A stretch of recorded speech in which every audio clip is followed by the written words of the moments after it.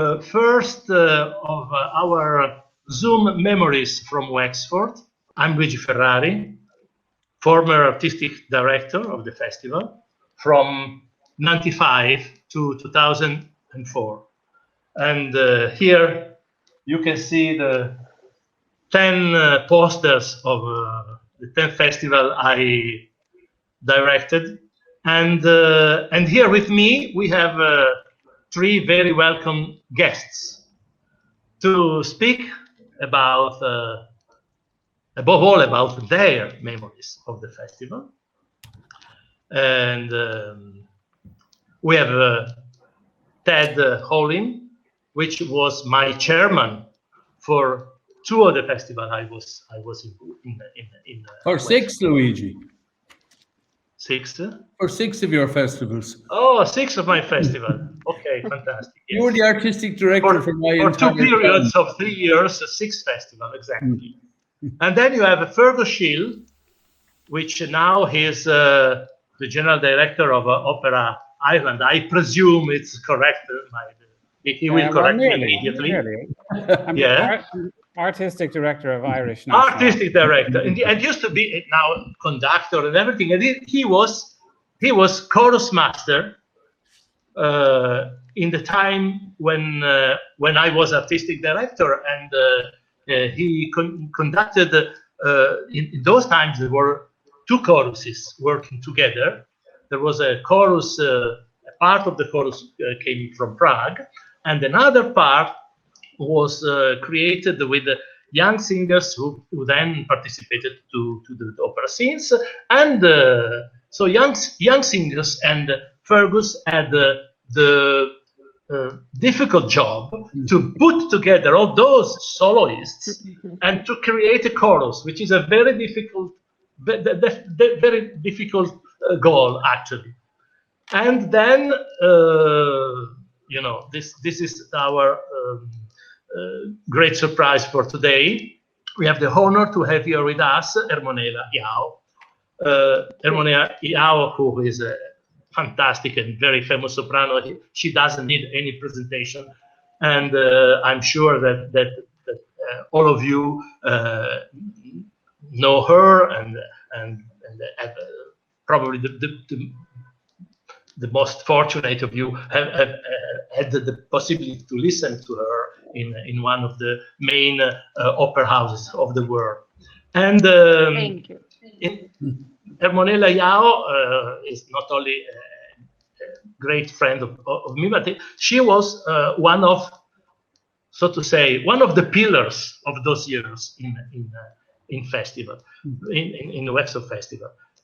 She sang not only in 3 productions, Orleanska Dieva, Sappho, and Manon Lescaut.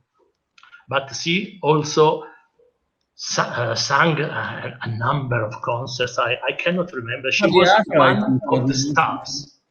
You sang in Traviata in the short work. Traviata, Rigoletto, and Capuletti e Montecchi. So why not to start from her and ask her something about her memories in Wexford? First of all, thank you for having me. It's a great pleasure and joy to see you again. It's like going back to the family, to meet all the members of my family. Well, it was fantastic to be in this, to be part of this festival in Wexford. Because as a young singer, still I was in my first. They were my first steps in towards the career, and it was fantastic because I learned so much. And what I found there, it was that kind of discipline, and not only that, but the way how everything was managed. In Wexford, it was like a big family, and I was learning so much about the new music, not only the popular operas like Traviata or Butterfly or Rigoletto, etc., but even the unknown operas, the masterpieces, which they opened another dimension in my knowledge about the repertoire. And it was fantastic, and it's an advice that I give to every young singer, because it's a challenge that you have with yourself. Because we there, if you remember, Gigi and everyone, we were singing every single day, and different things, or recitals, or these operas, like Traviata, in that little hotel. I don't remember exactly the name of the hotel. White's Hotel. Exactly. White's Hotel. With pianoforte, the real stage, the pianoforte, which it was more difficult than to do that with the orchestra, because you had to be so well prepared. And sometimes, the orchestra sometimes covers. There we were completely, discovered from, from that kind of a,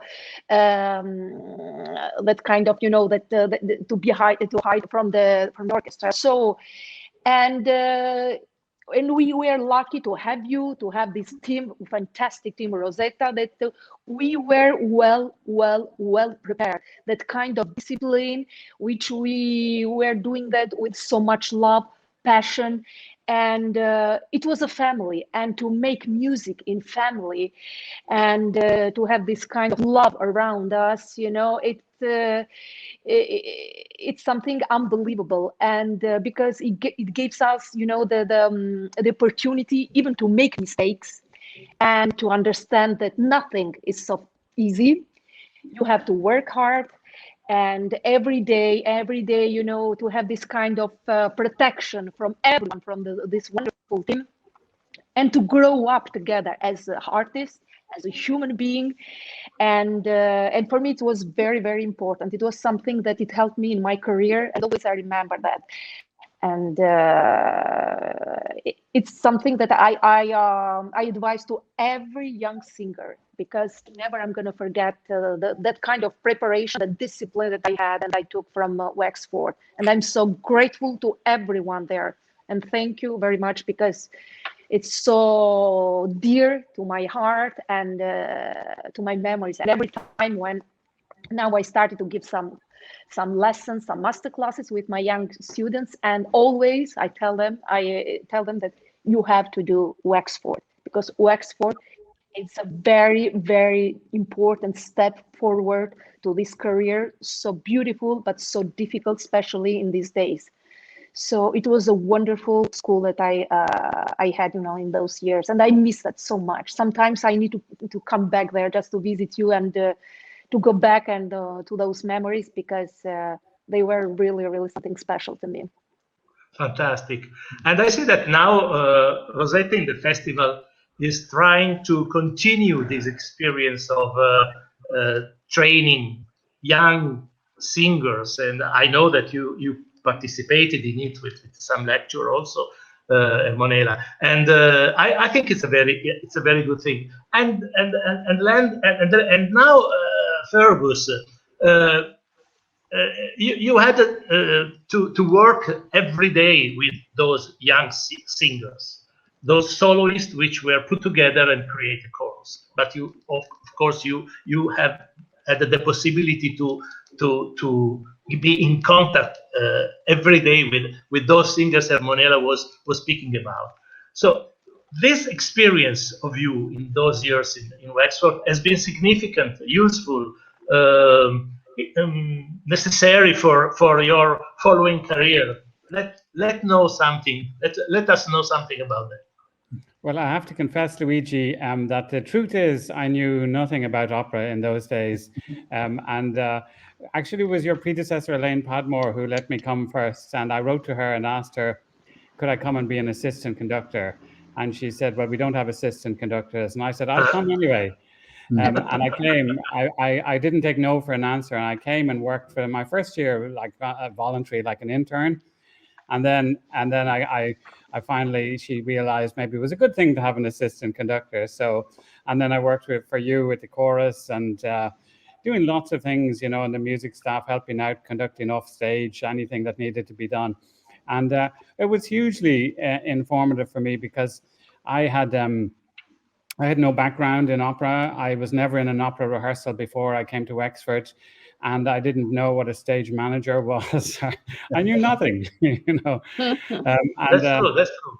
And it was so funny to come into a room be surrounded by some of the most inspirational people in the world, people who are just incredible singers and directors, conductors, designers. It's an incredible opportunity, and I'm so glad that Rosetta is opening the door for young artists and people who can similarly have this experience and come, because it's magnificent that all this creativity and talent and inspiration is happening in our country, in Ireland, and it's great to see that the young singers and other people have an opportunity to continue to be inspired.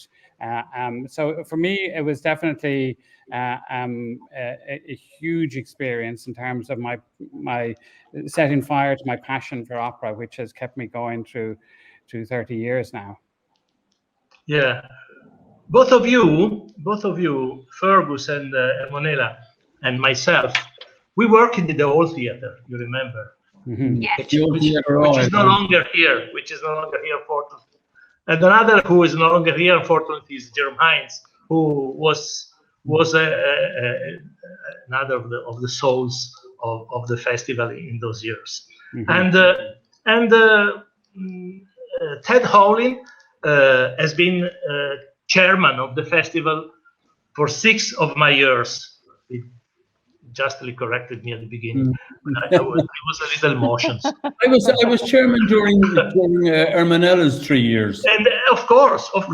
Yeah. Before you was John O'Connor, the late of John O'Connor. I was picked up and selected by him, and then we started those.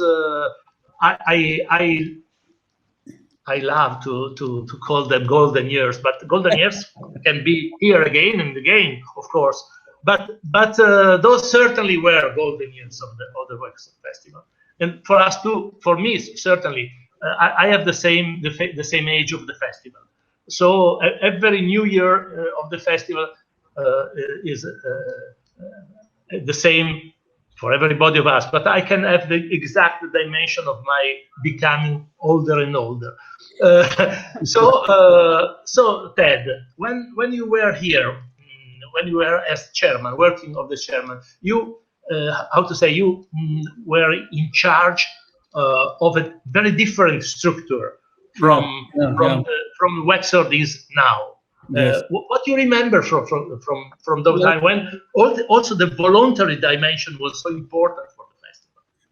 We were during my time as chairman. It was the board was different. It was more a management board than it is now. We didn't have we didn't employ so many. We didn't have many permanent people employed. I think we only had 4 or 5, and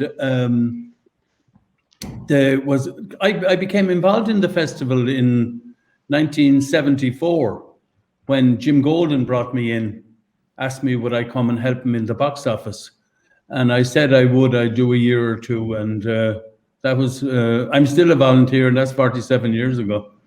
So I was on the board of the festival for 40 years, a long time, and I'm now on the board of the Opera House.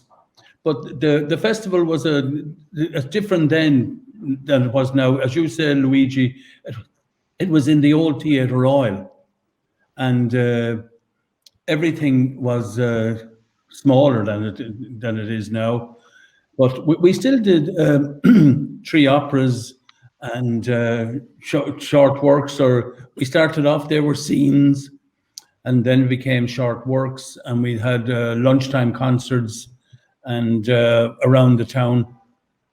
And we moved out into education in schools, and which a lot of the stuff there, the festival is still doing. But the Opera House made a lot of people find the new Opera House as a kind of it's a much different experience to come now than it was in the old, when we were all kind of Fergus would remember, and Ermonela, everyone squashed together in the old Theatre Royal. It was there were great years. I enjoyed every minute of the time I've been involved in the festival. There was a good lot of work in those days too. An awful lot of work fell onto the board, and to the voluntary workers. We still have, thankfully, we still have, I think it's almost just 400 voluntary workers still, you know, helping out in all facets. In fact, we wouldn't run the festival without them. So my 6 years as chairman, I must say I enjoyed very much. I had plenty of training. I had been John O'Connor and Barbara Wallace. I had been their vice chairman. So I knew what was ahead of me, and I knew what was required, and the work that needed to be done. And as I say, it was a great joy for me, and still is, to work with the festival. Of course. But you remember, Luigi, in the beginning too. We did have in those days, which I think they may be trying to get started up again, to have a train coming from Dublin. At one stage, we had 3 of them. We had a train on the opening night, and then on each Thursday night after that, each week we had a train one night in the week, where about 120 to 150 people would come down to have dinner on the train on the way down, and a person on the train would talk to them about the operas, and then they'd arrive here. In fact, my first job in the festival was to meet the train. That was what the chairman of the day gave me. That's what I was asked to. Would I meet the train in Wexford Station? At that time, it was met by a band, and very important, the mayor would go down and welcome them to Wexford. And then they would go on to see the firework display on the quay, and then up to the Theatre Royal, and then return and have supper on the train on the way back, which was, I think most people it was a great night out. That was a way to mix together the experience of the operas in the festival and the experience of Wexford. Of Wexford. Of Wexford town. Yeah. Well, that's what we always say. The festival is only part of it. To experience Wexford, you have to come to Wexford. Yes, and of course. Once we get you for a couple of nights, we have you then. We have you for good. Absolutely. Ermonela, did you meet again some of the singers you first get in touch with in Wexford, in your experience, your college experience? Yes, true. Because as I said before, it was a family, and it's so beautiful, so important, especially for young singers, to have this kind of confidence and to feel supported, appreciated, and to have this kind of affection. You know, especially for the artists, we are so vulnerable, so sensitive, and we need that kind of energy. And of course, I met some of them, you know, like, Rosetta, because we worked together even in Bologna. Do you remember Gigi? In Bologna. Modena? Exactly, because you had in your production, you had Luca Salsi, for instance. Luca Salsi, who now is a great baritone. You had, of course, Daniela Barcellona. Daniela Barcellona, Agata Bienkowska. Juan Diego Flores, no. What was Juan Diego Flores, yes. Yes. Flores, Calleja. José Calleja. José Calleja. Do you remember? Le Siete Roi, yeah. He made his debut in Wexford. And now I don't remember. Some of the French singers, Nicolas Courjal. Courjal, wow. Courjal. Yes, and, yes, I remember. Or I don't remember exactly now. The point is just to point out that Wexford has been extremely efficient in creating new stars. This is my point. Absolutely, Gigi, we have so many names who today are part of the most important seasons in the biggest opera houses of the world. And this is something Wexford can be proud of, because all this work about what Ermonela was giving his witness is important. It's important not only for people here, but also for the entire world stage of the opera, because it creates new experiences and new artists which can afford, in a different professional approach, the world, and many times become superstars. And it was the discipline, Gigi. It was the great discipline there that to put together. We came from every part of the world, and even the human experience. Everyone was giving what they learned from their countries, and to learn from the teachers like you, like Rosetta, and everyone there. It was fantastic. So it was like a battle in a good way, and which you prepared us, for the real, what is the real opera world, because you have to be well prepared. It's not only to have a voice; it has to be more than that. Especially now that everything looks like so easy about the social media. And but we forget that you need a lot of work. You have to work hard, and that's the discipline that Wexford is fantastic. Because that's why, for me, I'm so grateful. Because I learned that discipline, there, and grateful for life. And now that's why we are talking with Rosetta. What Wexford gave to us, it's our duty to give it back to the young generation. Because to keep the opera alive, especially in these days, which is so difficult now, and to keep that alive, we have to put so much energy, effort, and to give back, what is the real work that you have to do, and to follow the path, towards the success. So thank you to everyone, because it was family. Yeah. We got also some fun, actually, not. And gave a lot of fun to our patrons too. So it was a very good mixture between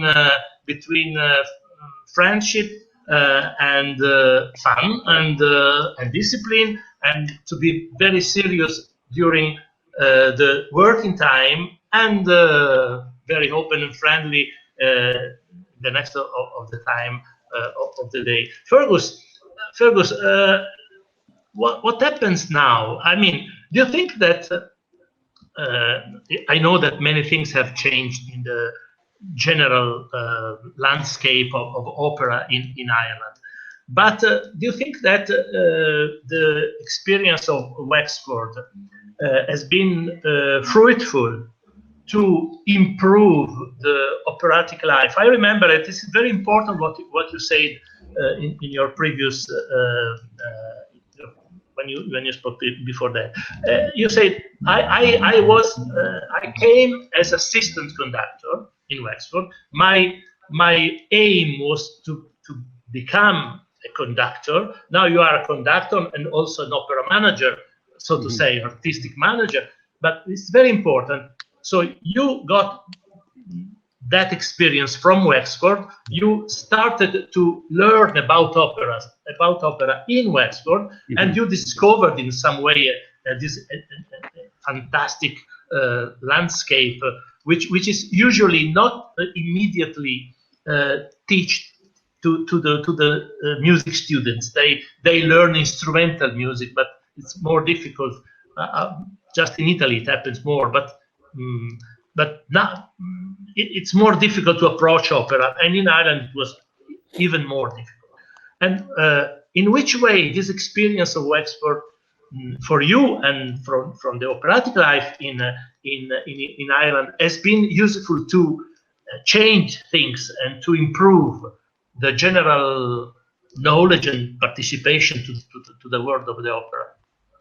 I think it's hugely important, but I think The main thing about Wexford is that the standards are so high that if anybody goes to work in Wexford, they quickly realize whether you're a singer or you're in the music staff or a director or a stage manager, you immediately realize that the standard has to be very high. And I think one of the things that Wexford has done through generations and through years, as long as I've known the festival, is to keep the standards very high so that everybody in Ireland who understands what opera is about understands that there is that what the festival offers is something incredibly special. And I think in recent years, when we have now our new company in Dublin since 2018, and we're producing lots more work, and a lot of the people we work with have also worked with in Wexford, and it's beginning to make a bigger professional network of people who are used to working with opera in Ireland. And I think that's, the Wexford has been a huge part of that. But I hope as we grow and develop and do more opera that we also help Wexford. I think it's good for everybody if there is an increased pool of professionalism and people who understand and have an expectation that everything operates very, very well. So yeah, I think, and for a long time, really, Wexford was on their own in terms of provision in Ireland at that level. We don't have that kind of tradition that obviously you have in Italy and in many other European countries like Germany and France, where opera is so much part of the fabric of society. Still in Ireland, it's a little bit, it's not an everyday occurrence. People don't think about opera the same way as they think about the theatre, or they think about reading a book or going to the latest movie. Opera is not the same in the cultural view, and I think it's the job of Wexford and ourselves and everybody involved in Ireland in opera in Ireland to promote opera and make it seem really exciting, which it is. We know it's exciting. We know it can fill you with great passions and move you in lots of ways. But we have to communicate this still to everybody in the public in Ireland. And so that's our job, and it's Wexford's job, and I think we'll all work together and hopefully I think the future is very bright for opera in Ireland, for Wexford and for ourselves. We have so many fantastic artists now, so many brilliant singers. It's unrecognizable from 20 or 30 years ago how many excellent singers, really good composers, directors, conductors. So I think it's exciting. But of course, like Wexford has been a major pillar of that and a huge benefit to opera in Ireland. Fantastic. Do you think that the new theater, you mentioned the fact that we all worked in that in the old theatre fantastic piece of fantasy, which was the old theater, because actually it's impossible to believe that was a theater. When you went on stage, you remember Fergus, you remember Ermonela, we had just something like 8 meters and 10 meters. And that was the place where everything happened. And 3 operas, every day 1 opera for 18 days. And a part of that, you remember Ermonela, every day. More than 100, including the 18 performances, more than 100 events, 100, perhaps 110, 120, morning, midday, lunchtime, yes. afternoon, evening, late night. So every day for 18 days. That was a very, very strong routine for everybody. And you remember very well, not for the artistic director, even less for the chairman, but for you it was extremely extremely heavy. And the singers with an enormous enthusiasm, I remember they took part in scenes, concerts. Ermonela already said that, and one performance, one big performance in the night, one of the 3, of course. Anyway, many singers had to perform 10, 12 times in 18 days. That which is not, but it was also school, a way to to become able to manage his own voice, his own strength, his own capability. You think that? Absolutely. Absolutely. It helps so much because you know how far you can go. And generally we say, no, we cannot sing every day, no, because, you know, sometimes the singers, we find our excuses, okay? But it is possible because you know how good is your technique, because in the case you cannot sing so often, it means that you have to improve your technique. So it was a real school, and it proved that it's possible. If you are well prepared technically and musically, of course you can sing even twice per day, okay? So it is possible. And before I thought it was something, this is crazy, it's a crazy idea, insane. But being part of a Wexford Festival, you know, it was a confirmation that yes, if you work hard and if you have that kind of discipline, absolutely you can go forward. And it's like doing the military, you know, for a singer. And it's very important because now, at least that was a school for me, because now the world of the opera is going so fast, and the opportunities that you have today, you are here, tomorrow you are in the other place. So that kind of military school, opera school, if I can call it in that way, helped me so much and gave me that kind of strength, and to know myself, to know my limits, to know how far I can go. And you can affront now, you know, this kind of rhythm, this kind of craziness that is in the opera world, because today you have to get all the different opportunities, and sometimes it's a little difficult, but when you have this kind of preparation, you know that you can make it. So that's why not everyone can shine always, but you have to go at least a little bit at your limits. So it's a great school for me. It helped me so much. Right. It was my military opera school, I call it. So, and Yeah, I'm so grateful, really. It was like military. It was so many performances, so many all day, every day, and the rehearsals. Not just the 18 days of the festival. yeah. It was like weeks of rehearsals where you 3 worked weeks before it, morning, yeah. noon, and night. And Luigi, I just remember in the old theatre, the orchestra pit was so small, and you got 45 musicians into the orchestra. And now, with health and safety, you probably would only be allowed 8 or 10 people in this pit. It was so small, but they were all playing the violin. Absolutely. And, but it was beautiful. It was beautiful. We were like, you know, feeling the energy to each other. Absolutely. Fergus, you remember that the orchestra pit, when I first came to Wexford in the last, it was 94, because I attended the last festival directed by Elaine Padmore, and the orchestra pit was even smaller. That's right. Smaller because it ended just at the beginning, at the back of the what's the name? Sorry. Where the iron comes in, the curtain, the proscenium. Where where the prompter is, the prompter place where he stays. It was so there the orchestra finished. There was a wall, and I asked John O'Connor. I told him, you know, to make a little some more of the repertoire we can do.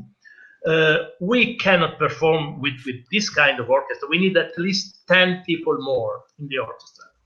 Oh no, it will be too difficult because, you know, we have young voices and the orchestra could cover those voices. No, don't worry about that. The theater is not a metropolitan, so I'm sure that everybody will be able to understand the voices, even with an orchestra with 10 instruments more.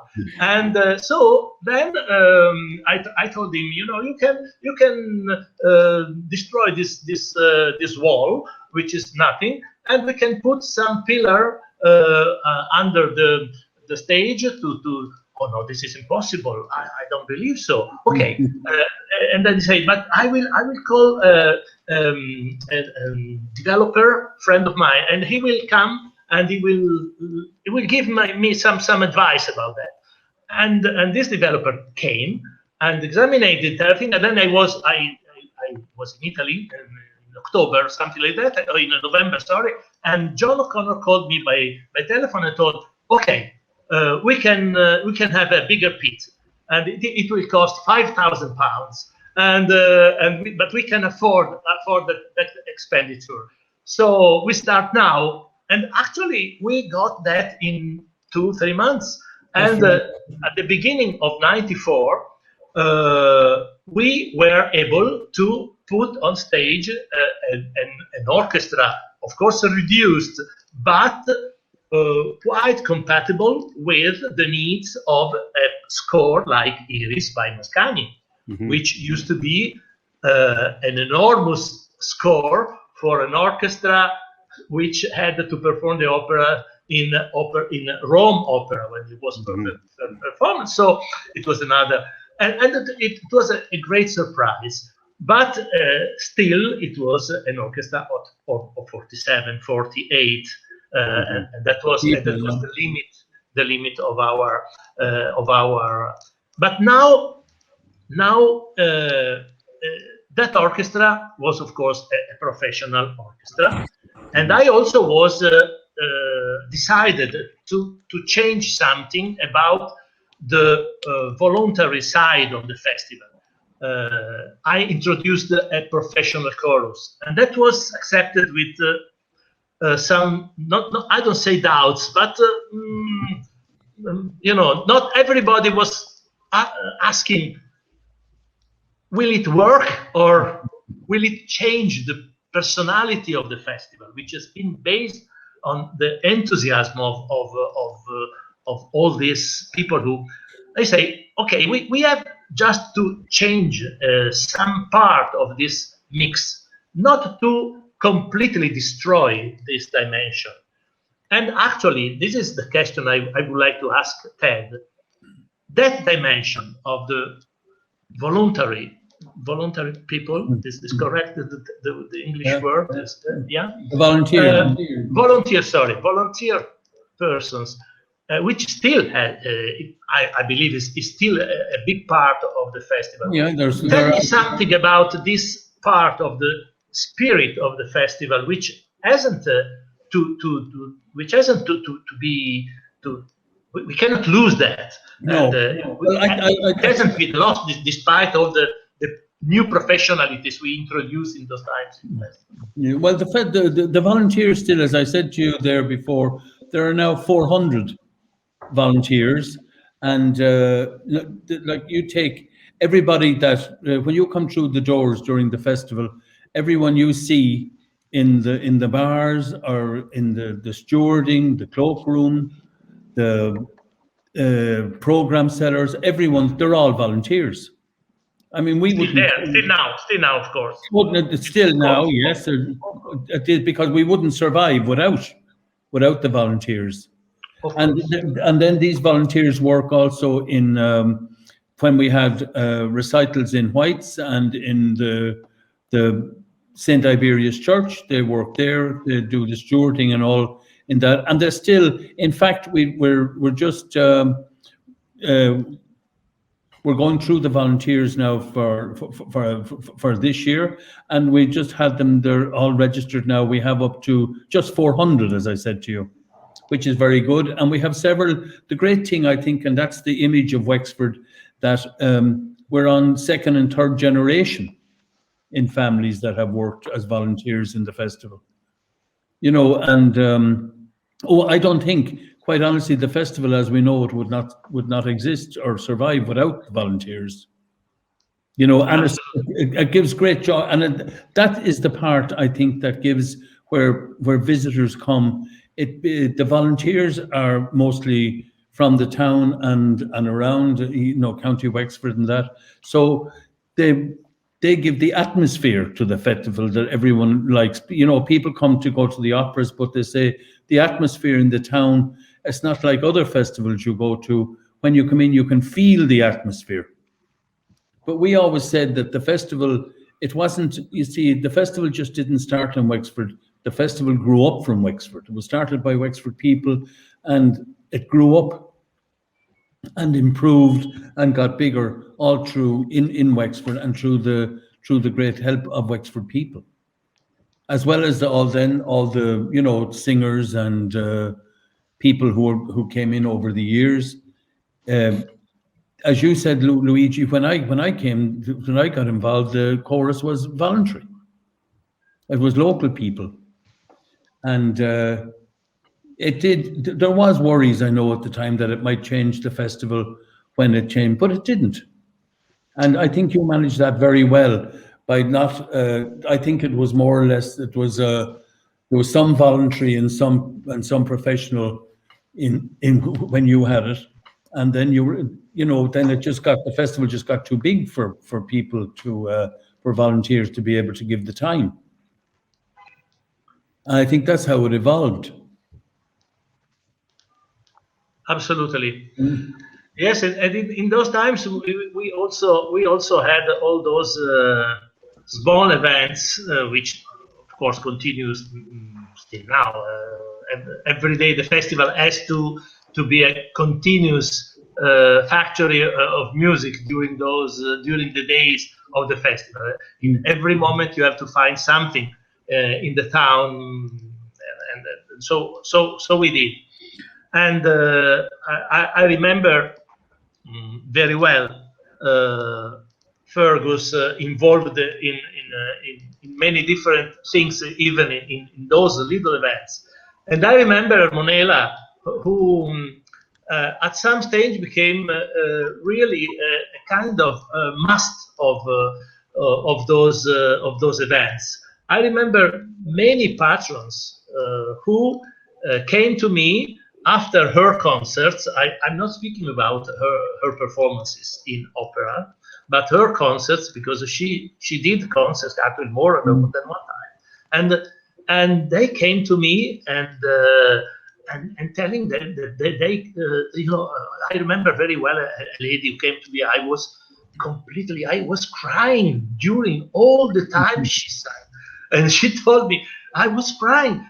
She has a voice which moves you deeply, so deeply, and everybody asked me to continue to have this fantastic singer. And everybody in his life had his high moments and low moments, top and down. This is our life, and all of us had some moment of crisis during the life.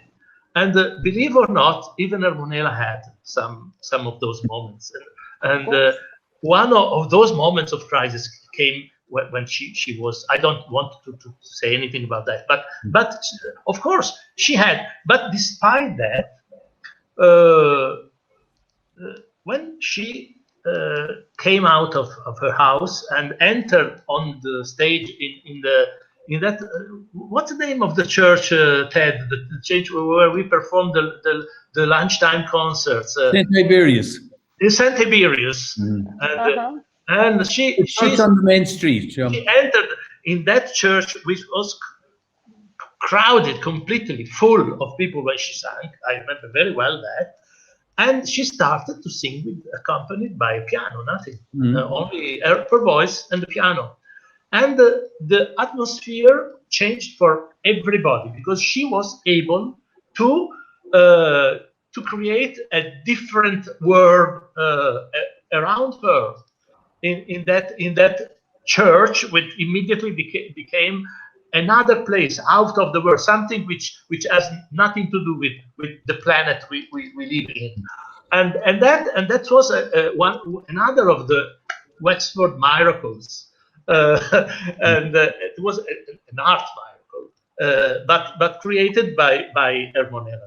Do you remember something about that, Ermonela, or am I telling something which is only my fantasy, or is that true?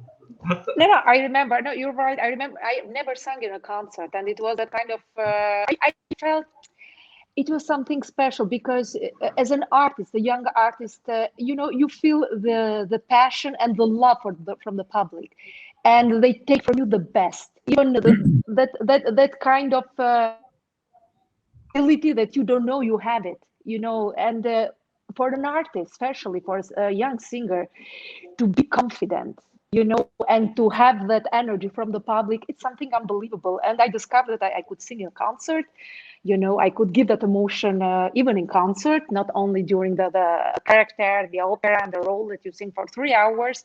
So, and they gave me, those changing different from the opera house to this little church to the other, that little hall at the hotel. Yeah, they gave me different ways, how you can approach, to the public. And and for me it was something, when you feel loved, the singers, we know when you feel loved, and you give your best. And for me it was a joy. It was something so special, and gave me the opportunity, to open my soul, to try to give my best in that moment, of course, because we improve and during our life. But yes, it was something special, and I discovered, and I took more confidence, Gigi, because I didn't know I could sing every day in different ways, in different environments, and but everything came out, because in a positive way, because I felt loved and supported. And it's amazing for the young singer, to give that kind of hope that even if you can make mistakes, because no one is perfect, but to feel that passion, that love, that affection from it felt family in every place, in the church, in that hall, at the hotel, at the theater, everything is so small, so cozy, so warm. And I discovered a lot of myself also that I didn't believe I had, and the confidence is something, it's very important for an artist.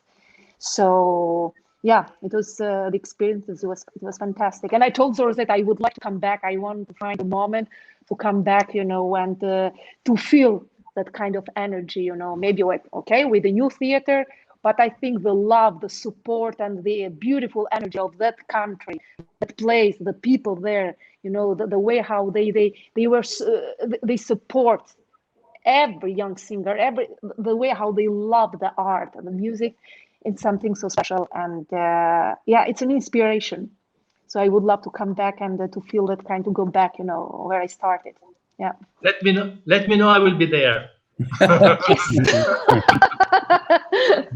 But I think, Luigi, the atmosphere in that church, yes, as Ermonela said, the atmosphere at the lunchtime concert was something else, and still is. That the artistic directors allowed the singers of every day. You could choose what you wanted to sing yourself, and the audience really got involved in it. It was it has a great atmosphere.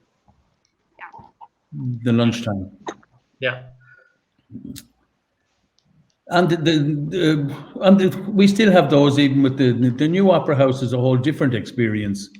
It's much bigger. It allows us to do much different operas. We have bigger orchestras. The choruses are bigger, and it allows us to do much bigger works now. But all in the same, I think what we've kept is the same atmosphere. Yeah. That hasn't changed. Not so much, no. Not so much.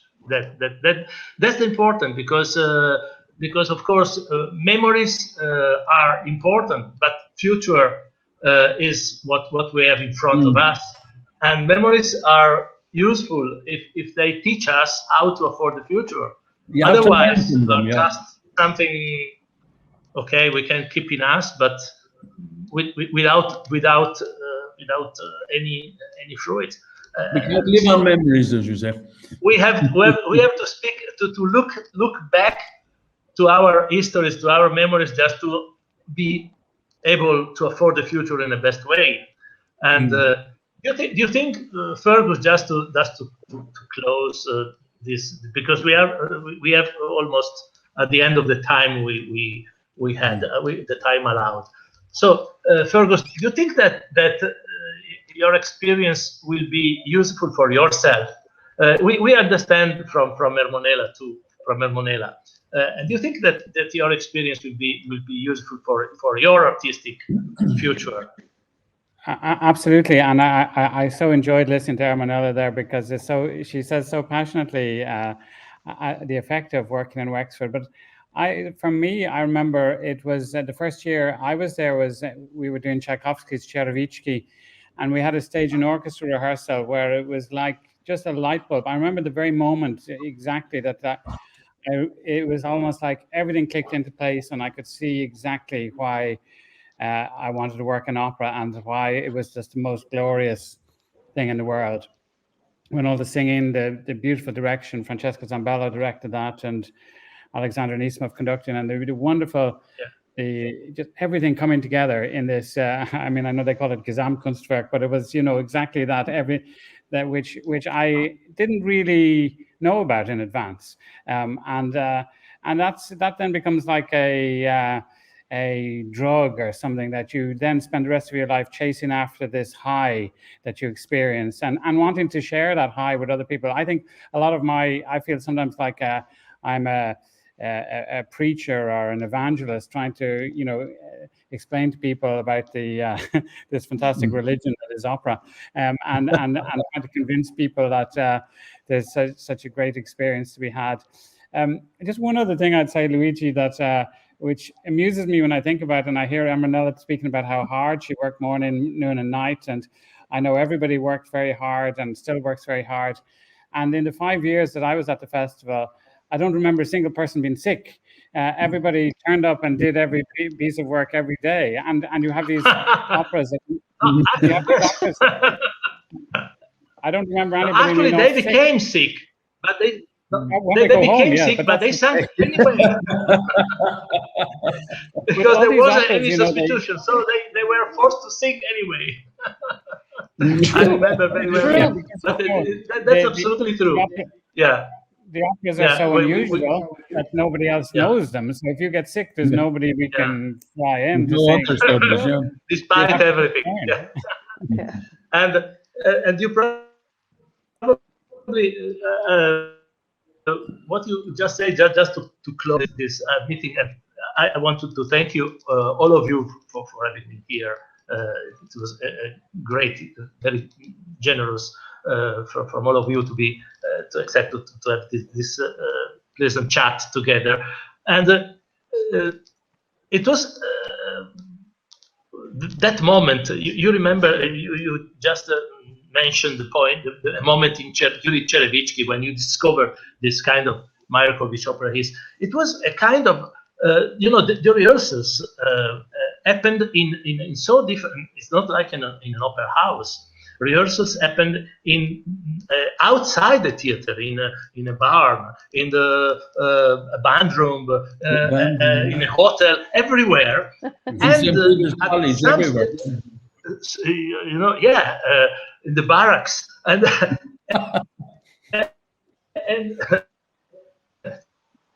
you remember, and one precise day. Actually, in 3 precise days, because the 3 operas had to run all together in the same theater, one each after every day. You had all these things, scattered things, coming together and revealing the opera. And that was for as far as I'm concerned, the moments I remember better of my Wexford experience. Those moments when the opera and the operas, and often the operas were unknown operas, so opera we never heard before in a recording or elsewhere. So you started to have ideas of the opera when you was there in a rehearsal here or there. But the orchestra in that time, at the very beginning, was the RTI orchestra, and they rehearsed in Dublin, so we could go for once during the entire period of rehearsal. I could have some idea of, but then in those first rehearsals, 3 rehearsals each of one opera, you can have for the first time the revelation of the opera, exactly as the composer could have in those times for the first time, and a concrete idea of what he had conceived, no, sitting down in a theater and listening for the first time, the first rehearsal of his opera. And that's fantastic, because we had an experience which only reserved to artists, not, unfortunately, not for the audiences, but that was great to have this kind of appearing to life, reappearing to life of the opera. So we had tried to put together for human beings, from different places. We tried to recreate and to give an idea of our emotions to the people who will listen to our chats, and I hope that our memories will be useful for everybody to start to come to Expo, or to continue to come to Expo, and discover this fantastic experience, which is probably unique in the world. Would you agree about that? Yes. Absolutely. Thank you very much. Absolutely. Thank you. Thank you for everybody. To everybody. Thank you. Thank you. Bye.